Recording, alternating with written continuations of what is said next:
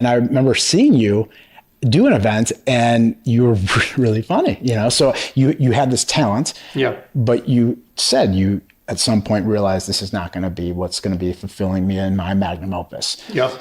So it took a while to get there. I mean, I'm almost 50 and it's scary. It's because you want to plant your flag somewhere and you think, okay, this is where I'm planting it. And then, 2 years later, 3 years later, you're like, still not it. And you keep on moving it around and you're like, when is it going to stay? When is it going to be in that one place? And I think it's in that one place now, I'm pretty sure. So that's awesome. And I want to get to that, but I want to talk real quick about the struggle of what you went through when you wrote the book.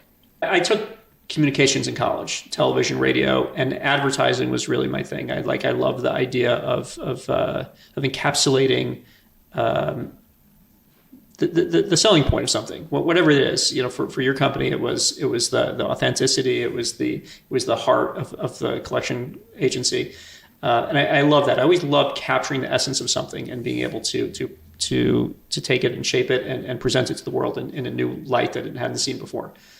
And so when I left the not-for-profit world, where I was a Jewish educator for many years, the most intuitive thing to me was to go into advertising, marketing, to try to use that talent of mine.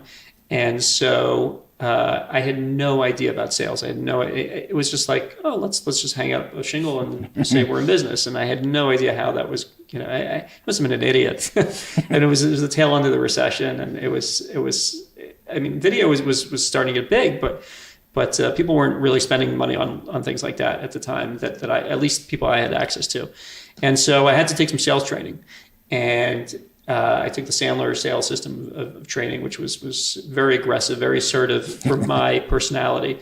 And it had me doing cold calls and cold meetings and asking for one call closes. I remember you bristled at that when we were meeting. I never did that. I know. I said, you can't think about it. You have to tell me yes or no. You totally, push back on that. But to me, it was the hardest time of my life. I mean, besides the fact, doing sales and needing money is a bad mix. You don't want to go into a sales call desperate for the sale. And I was feeling all that. I was so raw. I was doing things that were so outside my comfort zone. I had no idea what I was doing. And I was so far in, I couldn't scale back at that point and try to reorient. I figured I just have to make this work somehow. And it was so raw. And I ended up writing a book from my experiences where I basically bottomed out. And I realized that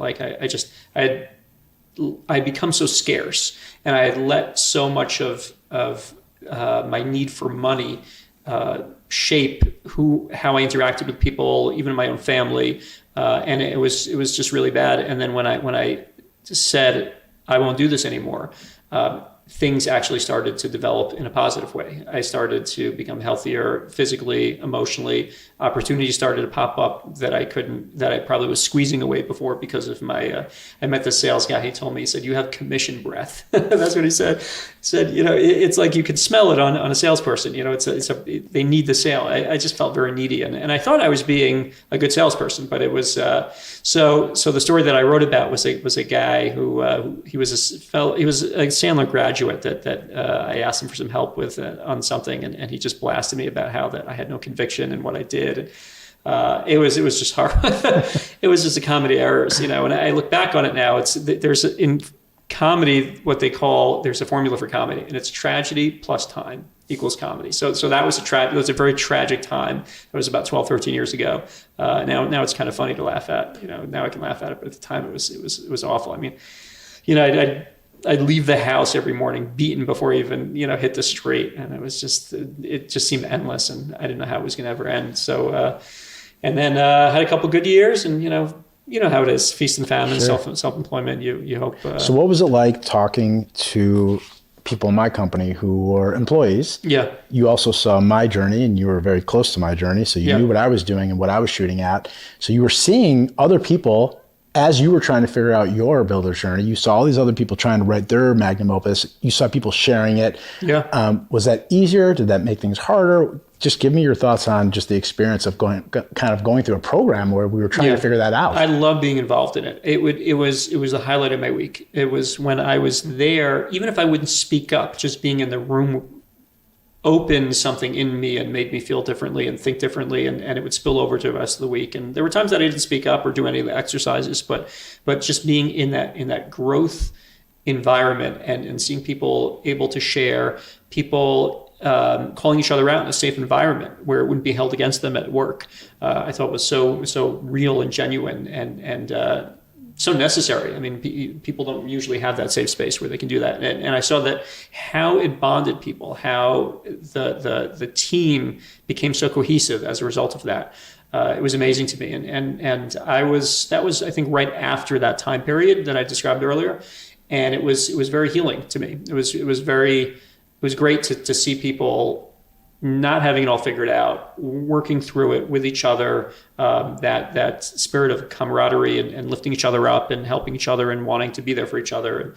And it was amazing. I'll never forget that time. It's interesting. So what would you say would be one of your biggest takeaways from your experience kind of going through that program with us and being part of the team and coming in as a visitor and telling your story and then being one of us, right? Yeah. You were like merging with our team. Yeah. But there were a lot of things learned in Built to Lead, and we cover lots of content, and we talk about worldview and principles and big visions, and then we talk about whatever the group wants to go, wherever we want to go.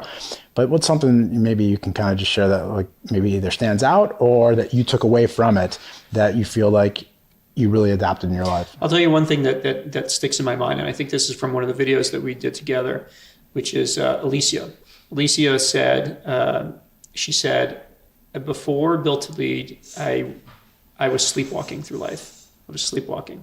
And I didn't really understand at the time, but the more that I proceed through life, I realized the autopilot, that type of, well, that's what everybody else is doing. And I'm caught up in this. And so that seems to be the right thing to do next. And you just kind of, you're sleepwalking. You're not really awake and present. And I think that was something that Built to Lead really gave me is that be awake, be intentional, be present, be purposeful about what you're doing, and make sure that you can explain it not just to other people, but also to yourself. It's funny because one of the purposes of Built to Lead is to wake people up. Yeah. It's to jolt people. Yeah. Right? Yeah, and Chet was great at that. You were great at that. And I saw how you'd interview people when they come in and they'd walk out with it, wearing a tie when they came in, and pulled down 4 buttons open. It's hard to get to the root of who someone really is. Yeah. And Built to Lead, what we try to do is we try to get to the root of who are you? And the problem is, again, I say it because it is one of the hardest things to do is to know who you are. In fact, one of the pieces of Built to Lead is the identity piece. And I for probably a decade really was writing things out about, I'm a son, I'm a brother, I'm a friend, but I didn't really know who I was until I realized, wow, I used to be this athlete, and I'm not an athlete anymore. And then I was an entrepreneur, and then all of a sudden I sold my business. And who am I? Who's the real you? And it led a big part of my life, which is my faith. And when I used to think about your experience with our company, the one thing that stands out to me is I remember how calm you were. Almost like scary calm when you were going through really hard times trying to figure things out. And you were very patient. And I remember thinking and saying to you, well, what are you doing now? And I remember one time you told me you're going to take some time and you're going to pause. Yeah. And I remember thinking, oh my gosh, there's no way I'd be able to do that. How can you do that? Yeah. And you dove deep into faith and your learning and just really, it felt to me like you were trying to find yourself still or reinvent yourself into figuring out what you wanted to do. Right. Yeah, that's accurate. What looks like calm on the outside is not always calm on the inside, but patient maybe is accurate. And that's a gift from that harrowing, difficult, scarce experience where I didn't have any money. I didn't know when the next money was coming in, and I lived that for a long time. And it taught me there's two worlds you can live in. There's the world of scarcity and there's the world of abundance. And it really doesn't matter how much money you have. People are very wealthy and very scarce. We told a story about the founder of IKEA. He was a multi-billionaire, I think. And he used to recycle tea bags, gift wrapping, things like that. He was the cheapest guy on the planet. And so what's all that money worth if you can't appreciate it? And by the same token, there are people that don't have money that are beyond happy. You know, we know these types of people, you know, in hovels in the, you know, back alleys of Jerusalem that are just, you know, serene and in all different places in the world. So the gift of not having money for an extended period of time and seeing that I was still okay and that I'd be okay, that gave me that gift of that long-term vision that it's going to be okay, that I'm always supported, I'm always cared for, things have a way of opening up. So I remember someone saying to me that, like, when I decided, one of my iterations, when I thought I was going to go out on the road and do some stand-up comedy, and I didn't really have much savings at all, and someone said, I wouldn't have the stomach to do that. I don't know how you have, and I said, yeah, that was, you know, like, after you go through what I went through, you know, it doesn't scare you anymore. You know, that's one of those, like Jeff Bridges in that movie Fearless, where he almost dies, and then he doesn't have that fear of dying anymore because you came all the way to the edge and you saw that you're okay. So that's the gift, and I constantly have to remind my wife about that. Some, you know, when we go through a period where we're not sure where the next paycheck is going to come from or something, I'm like, we went through that once before. You know, if there's any lesson that we took from that, it's that it's going to be okay.